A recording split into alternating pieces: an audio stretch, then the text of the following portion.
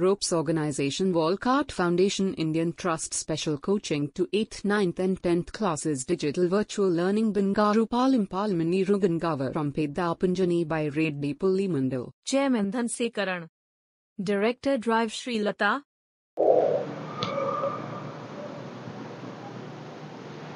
Hi, hello, welcome to Ropes Organization. This is Durga Prasad Reddy teaching in biology. So let us discuss about the RINE topic, 9th class biology natural resource. Previous video already, so we have completed the air pollution, causes of air pollution and prevention of air pollution, other preventions of air pollution. Let us continue the topic of RINE, Varsham. So Varsham ela padutundi, so deeniki reason enti dani gurinchi manam discuss chesukobothunam. So this also one of the natural resource. So manaki ఏ విధంగా అయితే natural resource, at the same time water is also one of the natural resource, that's called RINE. So దాన్ని ఇక్కడ మనం ఏమని పిలుస్తున్నాం అంటే RINE అని పిలుస్తున్నాం. సో ఈ RINE ఎలా ఫామ్ అవుతుంది, RINE కి సంబంధించినవి ఎలా జరుగుతాయి, సో మనం ఈ వీడియోలో డిస్కస్ చేసుకోబోతున్నాం. So let us discuss about the RINE. So RINE అంటే ఏంటి, జనరల్ గా వర్షం. When water bodies are heated burning the day, a large amount of water evaporates and rise up. General గా ఏంటంటే వర్షం ఎలా క్రియేట్ అవుతుంది, ఐ మీన్ వర్షం ఎలా పడుతుంది అంటే, సో దీనికి ఒక కాన్సెప్ట్ ఉంది. సో వెన్ వాటర్ బాడీ ఎప్పుడైతే హీటెడ్ బర్నింగ్ ద డే టైంలో ఉన్నటువంటి టెంపరేచర్కి నీరంతా కూడా బాగా వేడిగా మారిపోతుంది. నీళ్ళు బాగా వేడైన తర్వాత so a large amount of water molecule evaporates and rise up. So ఏమవుతుంది, ఇప్పుడు మామూలుగా మనం వంట చేసేటప్పుడు చూసాం కదా, వేడి నీళ్ళు కాస్తూ ఉంటే వేడి నీటిపై ఏంటంటే నీరంతా ఆవిరి రూపంలోకి వెళ్ళి ఇలా బయటికి వెళ్ళిపోతూ ఉంటుంది, ఆవిరి రూపంలో పైకి వెళ్ళిపోతూ ఉంటుంది. That's same point. సో ఇక్కడ ఏంటంటే సముద్రంలో ఉన్నటువంటి నీరంతా కూడా వేడికి ఏమవుతుందంటే ఎవాపరేట్ అవుతూ ఉంటుంది. సో ఇలా హీట్ అయినప్పుడు సో వాటర్ మొత్తం కూడా మనకి ఎవాపరేషన్ రూపంలో రైజ్ అప్ అంటే పైకి వెళ్తుంది. So some water vapours also get in to the atmosphere due to the biological activities like transportation or transpiration. So ఇక్కడ ట్రాన్స్పిరేషన్ ప్రాసెస్ జరుగుతుంది. Some of water vapour also అంటే కొద్దిగా నీటి ఆవిరి get in to the atmosphere లోకి release అవుతుంది due to the biological activities like transpiration. Plants లో కూడా ట్రాన్స్పిరేషన్ జరుగుతుంది. సో ప్లాంట్స్ లో ట్రాన్స్పిరేషన్ ఎలా జరుగుతుంది, మొక్కల్లో ఉన్నటువంటి ఆకుల్లో ఉన్నటువంటి నీరు సో జైలం ఫ్లోయం ద్వారా లేదా స్టొమాటో ద్వారా మొక్కలో ఉన్నటువంటి నీరు టెంపరేచర్ కి ఏమవుతుంది, ఎవాపరేట్ అయిపోతుంది. That is called transpiration. దాన్నే ట్రాన్స్పిరేషన్ అంటున్నాం. So here the sum of the water vapours అంటే కొన్ని నీటి ఆవిర్లు మాత్రం ఏమవుతాయంటే get in to the atmosphere లోకి వాతావరణంలోకి రిలీజ్ అవుతుంది డ్యూ టు బయాలజికల్ యాక్టివిటీస్. ఎందుకోసం అంటే కొన్ని biological activities especially like transpiration, ఇలాంటి ప్రాసెస్ జరగడానికి ఎక్కువగా అట్మాస్ఫియర్ లోకి రిలీజ్ అవుతాయి. So as the water vapour rises it cools and considers to form tiny droplets of water. So as the water vapors rises, so water vapors anni paiki వెళ్ళిపోయిన తర్వాత it's cool and considers to form of a so tiny droplets of water. ఎప్పుడైతే clouds గా మారిపోతాయో, clouds గా మారిన తర్వాత ఏమవుతుంది, when it's cool, so ఎప్పుడైతే చల్లటి గాలి వాటికి టచ్ అవుతాయో, టచ్ అయినప్పుడు ఏమవుతుంది, which is gas phase may be converted into liquid phase. అంటే గ్యాస్ రూపంలో ఉన్నటువంటి నీటి ఆవిరంతా కూడా ఏంగా మారిపోతుంది, లిక్విడ్ గా మారిపోతుంది. సో లిక్విడ్ గా మారినప్పుడు ఎస్పెషల్లీ ఎలాంటివి అంటే టిన్నీ డ్రాప్లెట్స్ అంటే చిన్న చిన్న నీటి బిందువులాగా మారిపోతాయి. సో ఏది అంటే water. So this is consolidation of water is facilitated by dust and other suspended particles in the air could act the nucleus of these drops of form around. మన చుట్టూ ఉన్నటువంటి డస్ట్ పార్టికల్స్ లేదా వాతావరణంలో ఉన్నటువంటి dust particles తో కలిసి so ఏమవుతుందంటే so water మొత్తం కూడా ఏమవుతుంది, కిందికి వచ్చేస్తుంది.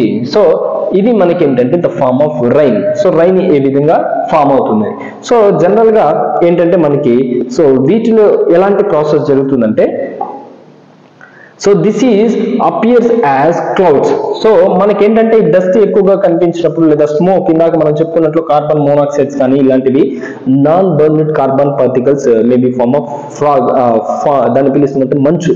సో మంచు ఏర్పడుతుంది కదా. సో ఫాగ్ అంతా కూడా ఏంటంటే this is appears as clouds. అలా కనిపించేటటువంటి వాటిని ఏమనిపిస్తున్నాం, మేఘాలు. ఓకేనా.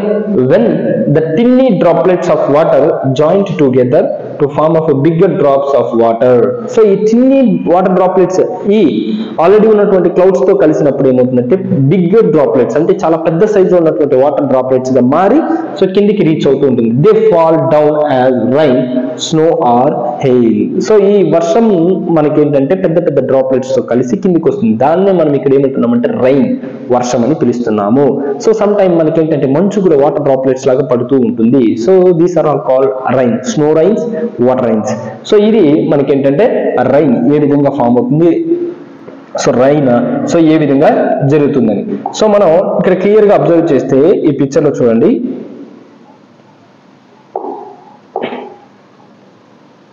Can you observe here snow. So ఇదేంటి మంచు పర్వతం, ఓకేనా. సో ఇక్కడ ఉన్నటువంటి మంచు సర్ఫేస్ రన్ ఆఫ్ అంటే ఇక్కడున్నటువంటి మంచు అంతా కూడా ఏమవుతుంది, సూర్యుని నుంచి వచ్చేటటువంటి కిరణాలని మంచు మీద పడడం వల్ల మంచు ఏమవుతుంది, కరిగిపోతుంది. So when the sun rises the snow will be heated, automatically it turns to snow to water. So snow మొత్తం కూడా ఏమవుతుంది, వాటర్ గా మారిపోతుంది.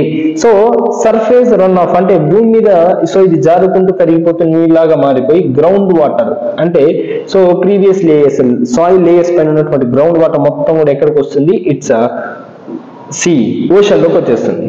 సో ఓషన్ లోకి వచ్చేసప్పుడు ఇక్కడ ఏమవుతుంది, సాల్ట్ వాటర్. సో ఇక్కడ ఏంటి, ఆల్రెడీ సాయిల్ లో ఉన్నటువంటి సాల్ట్స్ కావచ్చు లేదా సీలో ఉన్నటువంటి సాల్ట్స్ వల్ల కూడా వాటర్ మొత్తం కూడా ఏమవుతుంది, సాల్ట్ వాటర్ గా మారిపోతుంది. సో ఎక్కడంటే సముద్రంలో. సో సముద్రంలో మారిపోయిన తర్వాత నెక్స్ట్ సో ఇక్కడ ఏమవుతుంది, ఓషన్ లో ఉన్నటువంటి ఆ వాటర్ మొత్తం కూడా it may B heated.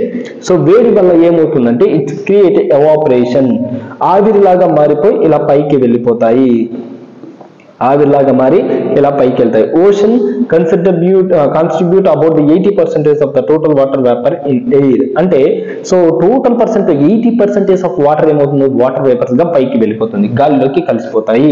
So ఇక్కడ ఆటోమేటిక్ ఏమవుతుంది, కన్సిడరింగ్ వాటర్ వేపర్స్, ఈ వాటర్ వేపర్స్ అన్ని కూడా ఏమవుతాయి, consider to water vapours. So పైకి వెళ్ళినటువంటివన్నీ కూడా so condensing of water vapours అన్ని కూడా ఒక దగ్గరికి చేరుతాయి. సో అది ఏంగా మారుతుందంటే సో దగ్గరగా మారిన తర్వాత ఇట్ మే బి ఆ వాటర్ వేపర్స్ అన్ని కూడా ఏంగా మారుతాయి, క్లౌడ్ ఫార్మేషన్.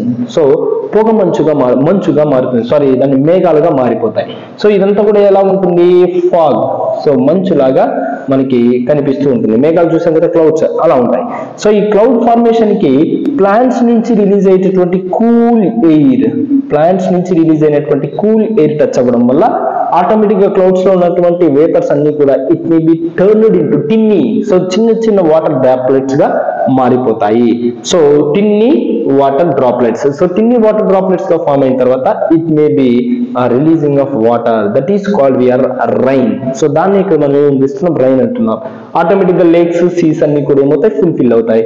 సో ఇక్కడ ఉన్నటువంటి వాటర్ మళ్ళీ ఏమవుతుంది, ఓషన్ లోకి వస్తుంది. ఓషన్ నుంచి ఏమవుతుంది, considering to water vapours converting into cloud formation, clouds to water. So this is called the cycle of rain, water cycle అని కూడా పిలుస్తాం. సో ఇది రైన్ కి సంబంధించినటువంటి టాపిక్. సో ఇందులో మీకు ఏదైనా డౌట్స్ అనిపిస్తే కామెంట్ బాక్స్ లో కామెంట్ చేయండి. సో ఇది rain topic. Thank you all.